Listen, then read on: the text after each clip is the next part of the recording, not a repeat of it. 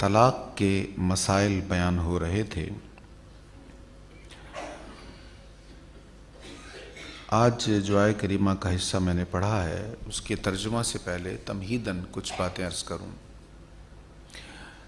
پہلے بھی عرض کیا تھا کہ طلاق دینے کا درست طریقہ یہ ہے کہ بغیر مقاربت کیے طہر میں ایک طلاق دی جائے۔ اب اگر صرف ایک ہی دی جائے، باقی دو طلاقیں نہ دی جائیں اور ایک طلاق کے بعد عدت پوری ہو جاتی ہے، ہم پڑھ چکے ہیں کہ مطلقہ کی عدت 3 ماہ ہوتی ہے، تو وہ عورت آزاد ہے، جہاں چاہے وہ نکاح کر سکتی ہے۔ یہ سمجھنا کہ 3 طلاقیں ہوں گی تو ہی دوسری جگہ نکاح ہوگا، یہ غلط ہے، شریعت میں ایسا نہیں ہے۔ تو سب سے بہترین یہ ہے کہ صرف ایک ہی طلاق دی جائے۔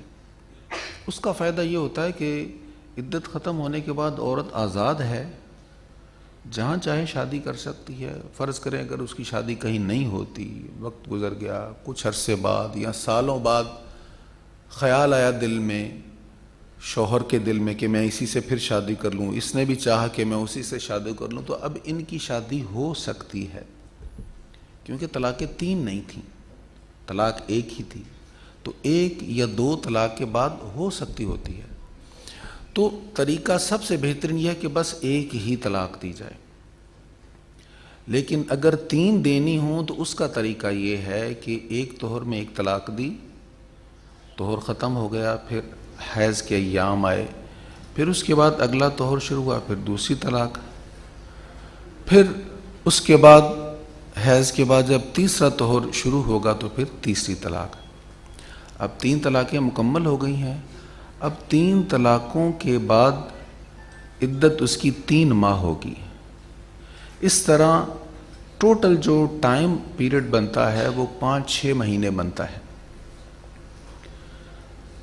لیکن کسی نے اس کے برخلاف ایک اور طریقہ بنایا، اس طریقے کی مذمت میں یہ آیہ کریمہ نازل ہوئی۔ وہ طریقہ کیا کیا اس نے؟ اپنی بیوی کو طلاق دے دی۔ اب طلاق چاہے 1 ہو چاہے 3 مکمل ہوئی ہوں تو اس کی عدت 3 مہینے ہوتی ہے۔ اب جب 3 مہینے ختم ہونے کے قریب آئے تو اس نے رجوع کر لیا۔ اب دوران عدت شوہر کو رجوع کا حق ہوتا ہے، اس نے رجوع کر لیا۔ اب جب رجوع کر لیا تو پھر ایک اور طلاق دے دی۔ اب پھر اس کے عدت جو تھی وہ 3 مہینے پورے کر رہی تھی تو پھر رجوع کر لیا 3 ماہ سے پہلے۔ اب رجوع کرنے کے بعد پھر تیسری طلاق دی۔ اب اس بیچاری خاتون کی عدت بن گئی 9 مہینے۔ اب 9 ماہ وہ کہیں شادی نہیں کر سکتی تھی، تو یہ اس نے اس کے ساتھ زیادتی کی، اپنا جو رجوع کرنے کا حق تھا اس کو نباہ کرنے کے لیے استعمال نہیں کیا، بلکہ اس کو پریشان کرنے کے لیے استعمال کیا۔ تو اس کی ممانعت کے لیے یہ آیہ کریمہ نازل ہوئی جو آیت نمبر 231 ہے، جہاں ارشاد ہوا، اور جب تم عورتوں کو رجعی طلاق دو پھر وہ اپنی مدت کی میعاد کو پہنچیں تو انہیں دستور کے مطابق اپنے نکاح میں روک لو یا ان کو حسن سلوک کے ساتھ چھوڑ دو۔ یعنی رجوع اس لیے کر رہے ہو کہ نباہ کرنا ہے تو پھر تو اچھی بات ہے، اگر نباہ نہیں کرنا تو پھر رجوع کرنا بھی تمہارے لیے جائز نہیں ہے۔ ہو جائے گا رجوع لیکن گناہ گار ہوگے، کیونکہ اللہ کے حکم کی خلاف ورزی کر رہے ہو۔ اور اللہ کی آیتوں کو مذاق نہ بناؤ، اور تم پر جو اللہ کی نعمت ہے اس کو یاد کرو، اور اللہ نے تم پر جو کتاب اور حکمت نازل کی ہے وہ تم کو اس کی نصیحت کرتا ہے، اور اللہ سے ڈرتے رہو اور یقین رکھو کہ اللہ ہر چیز کو خوب جاننے والا ہے۔ اس سے آگے مسئلہ یہ بیان ہو رہا ہے کہ اگر 1 طلاق تھی یا 2 طلاقیں تھیں، عدت ختم ہو گئی، عدت ختم ہونے کے بعد اب عورت آزاد ہے، جہاں چاہے نکاح کر سکتی ہے، لیکن چونکہ پہلے خاوند نے 3 طلاقیں نہیں دی تھی، 3 سے کم تھی، اس کے ساتھ بھی اگر نکاح کرنا چاہے تو کر سکتی ہے۔ تو اگر اس کے ساتھ نکاح کرنا چاہتی ہے، وہ دونوں آپس میں نکاح کرنا چاہتے ہیں، تو پیرنٹس جو ہیں، سرپرست جو ہیں، وہ اس سے منع نہ کریں، اس کو اپنی انا کا مسئلہ نہ بنائے کہ نہیں اس نے تو پہلے طلاق دی تھی لہٰذا اب اس کے ساتھ نکاح نہیں کرنا۔ تو جب نکاح ہو سکتا ہے وہ دونوں باہم اکٹھے رہنا چاہتے ہیں تو پھر ان کو نکاح کرنے سے روکا نہ جائے۔ اور جب تم اپنی عورتوں کو طلاق دے دو اور وہ اپنی عدت کو پہنچ جائیں تو انہیں ان کے انہی پہلے خاوندوں کے ساتھ نکاح کرنے سے نہ روکو جب وہ دستور کے مطابق ایک دوسرے سے راضی ہو جائیں۔ اس حکم کے ساتھ ہر اس شخص کو نصیحت کی جاتی ہے جو اللہ اور یوم آخرت پر ایمان رکھتا ہو۔ یہ حکم تمہارے لیے زیادہ ستھرا اور پاکیزہ ہے اور اللہ ہی چاہتا ہے، اللہ ہی جانتا ہے اور تم نہیں جانتے۔ اس سے آگے رضاعت کا مسئلہ بیان ہو رہا ہے۔ والوالدات یرضعن اولادہن حولین کاملین، اور مائیں اپنے بچوں کو پورے 2 سال دودھ پلائیں۔ یہ حکم اس کے لیے ہے جو دودھ پلانے کی مدت کو پورا کرنا چاہے۔ تو رضاعت کی مدت جو ہے یہ 2 سال ہے، یہاں پر یہ بیان ہوا۔ اور جس کا بچہ ہے اس کے ذمہ دستور کے موافق ان ماؤں کا کھانا اور پہننا ہے۔ کسی شخص کو اس کی طاقت سے زیادہ مکلف نہیں کیا جائے گا، نہ ماں کو اس کے بچہ کی وجہ سے ضرر دیا جائے اور نہ باپ کو اس کے بچے کی وجہ سے ضرر دیا جائے، اور وارث پر بھی اسی طرح لازم ہے۔ پھر اگر ماں اور باپ باہمی مشورہ اور رضامندی سے دودھ چھڑانا چاہیں تو ان پر کوئی حرج نہیں ہے، اور اگر تم دائیوں سے اپنے بچوں کو دودھ پلوانا چاہو تو تم پر کوئی حرج نہیں ہے، بشرط یہ کہ تم ان کو دستور کے موافق اجرت ادا کرو اور اللہ سے ڈرتے رہو اور یقین رکھو اللہ تمہارے کاموں کو دیکھنے والا ہے۔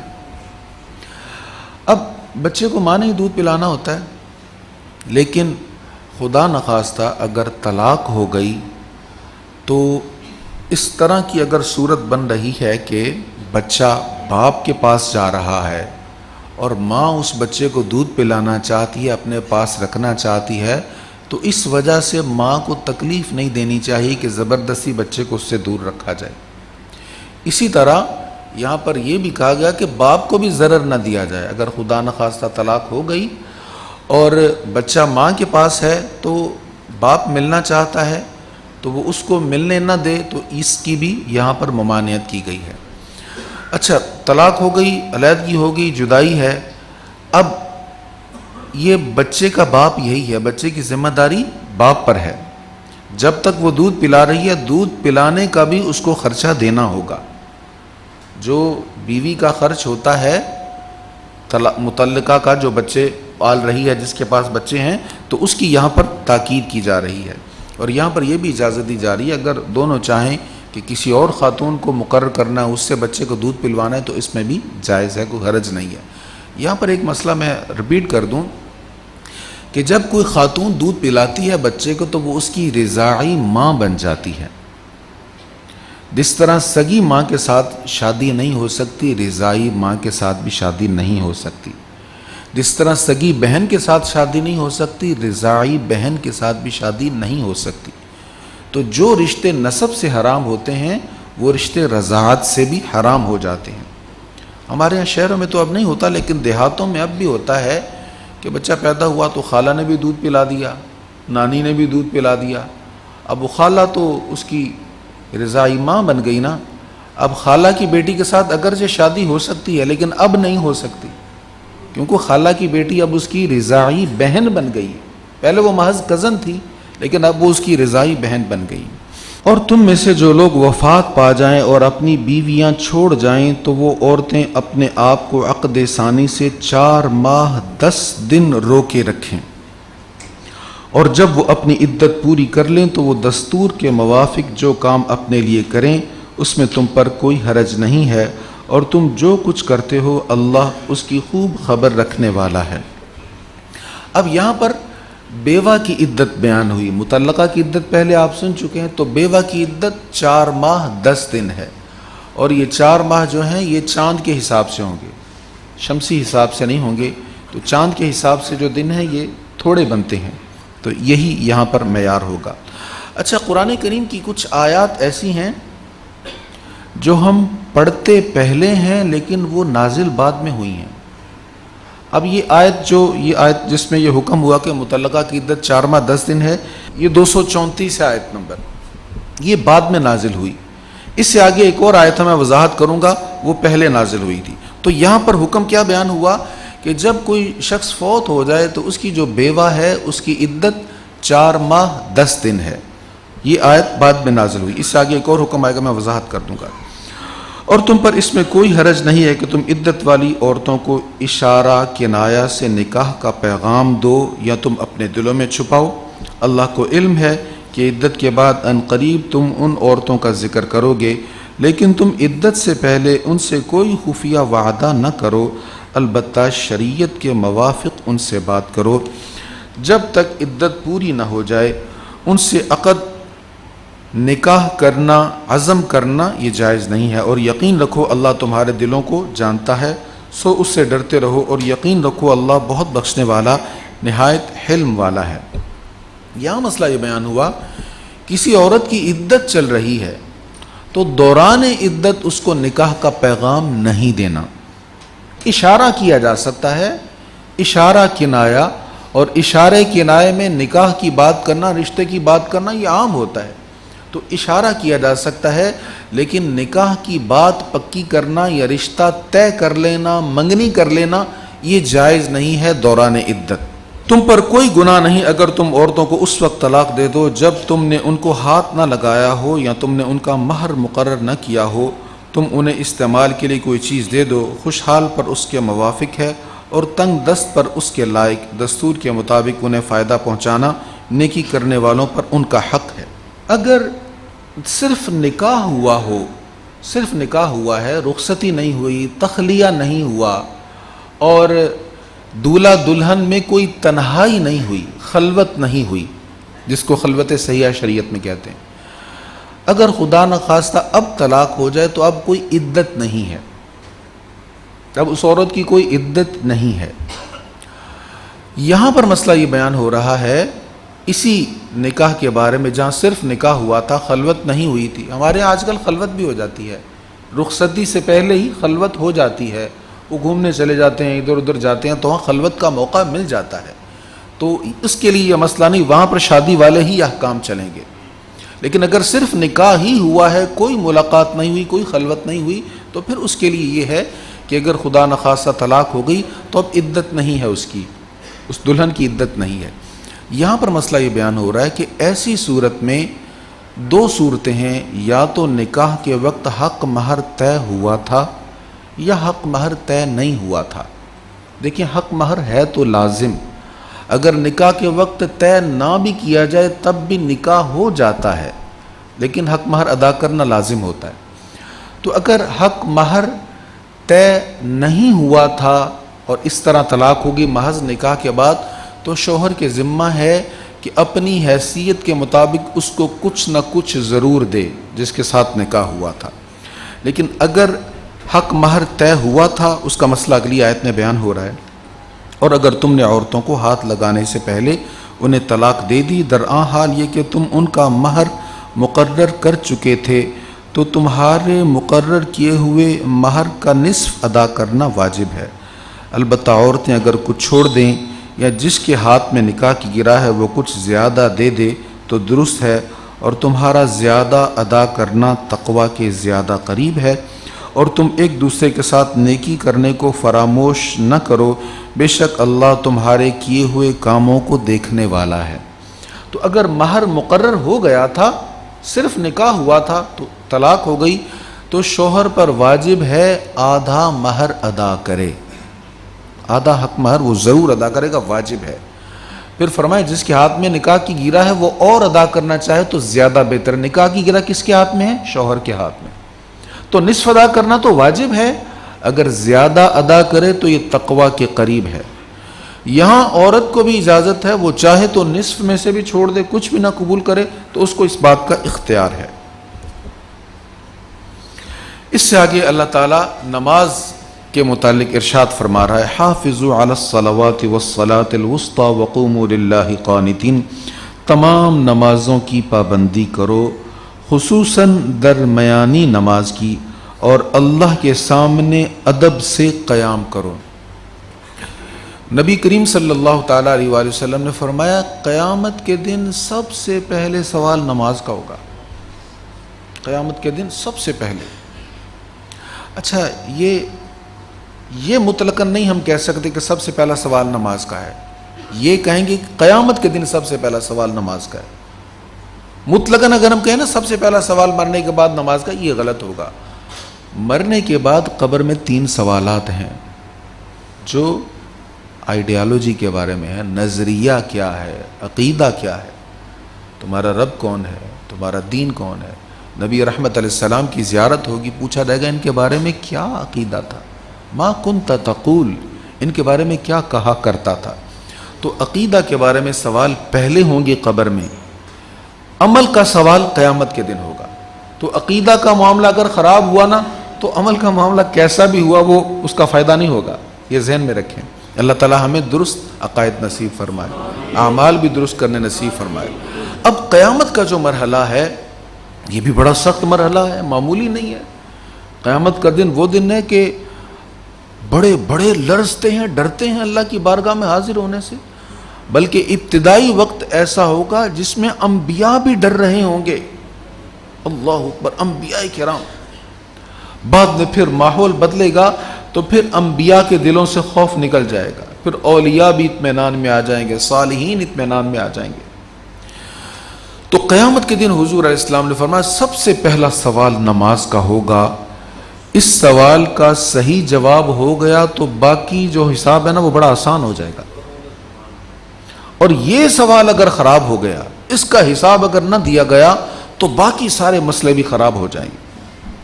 پھر یہ نہیں ہوگا کہ جی میں نے بہت لوگوں کے ساتھ اس نے سلوک کیا, میں نے بڑا خرچ کیا یا اللہ تیرے رستے میں نے بڑی بھلائیاں کی, بہت اچھے کام کیے. دیکھیں ہر نیکی کا بہترین اجر ہے, لیکن انحصار ہوگا اگلے معاملات کا نماز پر. اللہ تعالی ہمیں نمازوں کا پابند بنائے, نمازیں پابندی سے پڑھنے کی توفیق عطا فرمائے. تو فرمایا ساری نمازوں کی حفاظت کرو, بالخصوص درمیانی نماز کی. تو درمیانی نماز کون سی بنتی ہے؟ 2 پہلے والی, 2 بعد والی اور بیچ میں عصر کی نماز ہے. اگرچہ مفسرین کے اور بھی اقوال ہیں کہ صلاۃ الوسطیٰ سے مراد کون سی ہے, لیکن زیادہ راجح قول یہی ہے کہ اس سے مراد عصر کی نماز ہے. اس سے آگے مسئلہ بیان ہو رہا ہے حالت خوف میں نماز کیسے پڑھیں. حالت خوف, مثلا آپ سفر کر رہے ہیں, پیچھے دشمن ہے, اب نماز کا وقت جا رہا ہے. اب نماز کا وقت جا رہا ہے اور آپ جس جہت میں جا رہے ہیں وہ قبلہ شریف کی طرف نہیں ہے, تو اب کیا کریں؟ یا آپ کسی ایسی جگہ پر ہیں, پیچھے دشمن تو نہیں ہے, لیکن اگر آپ گاڑی روکیں گے تو علاقہ ڈاکوؤں چوروں کا ہے, جان کا خطرہ ہے, تو اب رکنے کی ضرورت نہیں ہے. اس طرح اور بھی کوئی خوف والا معاملہ ہو تو پھر وہاں نماز کیسے پڑھیں گے وہ یہاں پر بیان ہو رہا ہے. پس اگر تم حالت خوف میں ہو تو پیدل چلتے ہوئے یا سواری پر نماز پڑھ لو. پیدل جا رہے ہو یا بھاگ رہے ہو یا گھوڑے پر ہو یا گاڑی پر ہو, جدھر رخ ہے ادھر ہی رخ کر کے نماز پڑھ لو. قیام, رکوع, سجود کی بھی ضرورت نہیں ہے. گاڑی پر بیٹھے ڈرائیو کر رہے ہیں نا, وہیں بیٹھے بیٹھے منہ سے پڑھنا شروع کر دیں, وہیں بیٹھے بیٹھے اسی طرح اشاروں سے یہ نماز پڑھ لیں, اللہ قبول فرما لے گا. دوسرے پارے میں ہم پڑھ چکے ہیں نا, لیس البر ان تولوا وجوہکم قبل المشرق والمغرب. تو کفار نے بڑی بحث کی تھی نا جب قبلہ تبدیل ہوا, تو اللہ نے فرمایا یہ مشرق اور مغرب کی طرف رخ کرنے میں اصل نیکی صرف یہی نہیں ہے. اس کی تفسیر میں بھی یہ مسئلہ بیان ہوا کہ اگر آپ کعبہ شریف کی طرف رخ نہ کر سکیں مجبوری کی بنا پر, ویسے کعبہ کی طرف رخ کرنا شرط ہے, ضروری ہے, لیکن اگر مجبوری بن گئی جیسے یہاں مسئلہ بیان ہو رہا ہے, تو جدھر بھی رخ ہے اللہ ہر طرف موجود ہے, اس کی ذات ہر طرف موجود ہے. جدھر بھی رخ ہے نماز پڑھ لیں, وہ قبول فرما لے گا. تو یہاں پر مسئلہ بیان ہوا کہ اگر تم حالت خوف میں ہو تو پیدل چلتے ہوئے یا سواری پر نماز پڑھ لو. پھر جب خوف جاتا رہے تو اسی طرح اللہ کا ذکر کرو جس طرح اس نے تمہیں سکھایا ہے, جس کو تم نہیں جانتے تھے. اس سے آگے پھر وہ مسئلہ بیان ہو رہا ہے جس کے بارے میں میں نے آپ کو ابھی کہا ہے کہ یہ آیت بعد میں نازل ہوئی. اب یہ آیت جو آگے بیان ہو رہی یہ پہلے نازل ہوئی تھی. ہم کیا پڑھ چکے ہیں کہ جب کوئی شخص فوت ہو جائے تو اس کی بیوہ کی عدت کتنی ہے؟ 4 ماہ 10 دن۔ اب یہ جو آیت ہے یہ پہلے نازل ہوئی تھی، اس کا حکم منسوخ ہے، ترجمہ میں سنا رہا ہوں آپ کو۔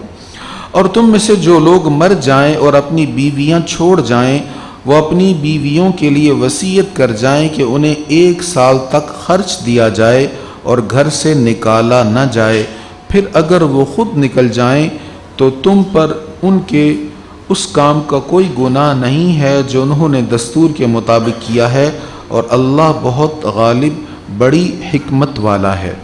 اور مطلقہ عورتوں کے لیے دستور کے مطابق متاع ہے جو اللہ سے ڈرنے والوں پر واجب ہے۔ اسی طرح اللہ تمہارے لیے اپنی آیات کو بیان فرماتا ہے تاکہ تم سمجھو۔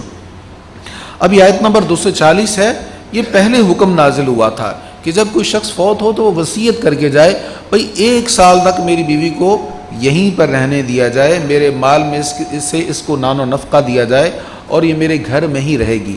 تو پھر وہ آیت نازل ہو گئی اور اس میں حکم یہ ہوا کہ مطلقہ کی عدت 4 ماہ 10 دن ہے، یہ بھی حکم نازل ہو گیا۔ اور پھر بیویوں کے حصے میں جو شوہر کے مال میں سے وراثت آئے گی، یہ بھی احکام نازل ہو گئے۔ تو وہ جو بعد میں احکام نازل ہوئے ہیں اب عمل ان پر کیا جائے گا۔ اب یہاں پر یہ رکوع ختم ہو رہا ہے، موت انسان کو پالے گی جہاں بھی وہ جائے گا، اس کا تذکرہ اگلے رکوع میں آ رہا ہے۔ 1-2 آیات ہم آج اپنے وقت کے حساب سے پڑھیں گے۔ تو ایک بستی تھی، بستی کا نام تھا داوردان، یہ طلاق کے مسائل یہاں پر ختم ہو گئے۔ بستی کا نام تھا داوردان، وہاں پر ایک بار طاعون آ گیا، کچھ لوگ اپنا علاقہ چھوڑ کر چلے گئے کہ یہاں پر طاعون پھیل رہا ہے، ہم کسی اور اچھے علاقے میں چلے جائیں، اور کچھ لوگ وہیں پر رہ گئے جو بستی چھوڑ کر نہیں گئے تھے، طاعون کی وبا ان میں پھیلی اور وہ مر گئے۔